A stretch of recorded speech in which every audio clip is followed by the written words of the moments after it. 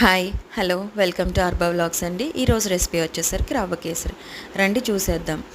ఏంటంటే ఫస్ట్గా నేను ఒక కప్పు రవ్వ అనేది తీసుకొని దానికి ముందుగా వేపడానికి ఏంటంటే నెయ్యి అనేది ఆ గిన్నెలో తీసుకొని అందులో ఆ కప్పు నేను చూపిస్తున్న ఏదైతే ఉందో ఆ కప్పు రవ్వ అనేది వేసేసి వేపేస్తున్నాను లైట్గా లో ఫ్లేమ్లో. అంటే హై ఫ్లేమ్లో అయితే మళ్ళీ మాడిపోద్ది.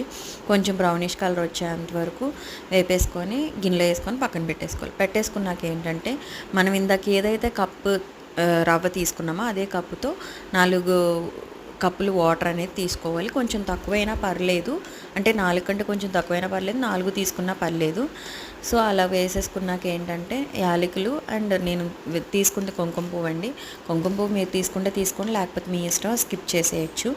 తీసేసుకున్నాక కొంచెం అంటే బాగా మరిగేంత వరకు, ఆ నీళ్ళు మరిగేంత వరకు ఉంచి అందులో ఉండలు అవి కట్టకుండా వేస్తూ కలిపేసుకోవాలి. రవ్వ అనేది వేస్తూ కలిపేసుకొని ఒక 2 మినిట్స్ ఉంచితే అది ఊరికనే ఉడికిపోద్దండి. ఉడికిపోయాక ఏంటంటే ఇప్పుడు పంచదార అయితే పంచదార, బెల్లం అయితే బెల్లం.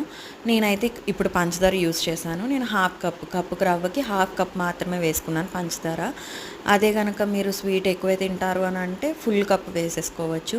లేదు బెల్లం అయినా సరే హాఫ్ కప్ వేసుకోవచ్చు. హాఫ్ కప్ అంటే తక్కువ వేసుకున్నా బాగుంటుంది. సో అది అయిపోయాక ఏంటంటే నేను డైరెక్ట్గా నెయ్యి అనేది వేసేస్తున్నాను. అంటే కొంతమందికి ఇంట్రెస్ట్ ఉంటే ఒకవేళ నెయ్యిలో డ్రై ఫ్రూట్స్ అని వేసేసుకోవడమే, అంతే. గుమగుమలాడే kesari ready. Thank you for watching. Please subscribe.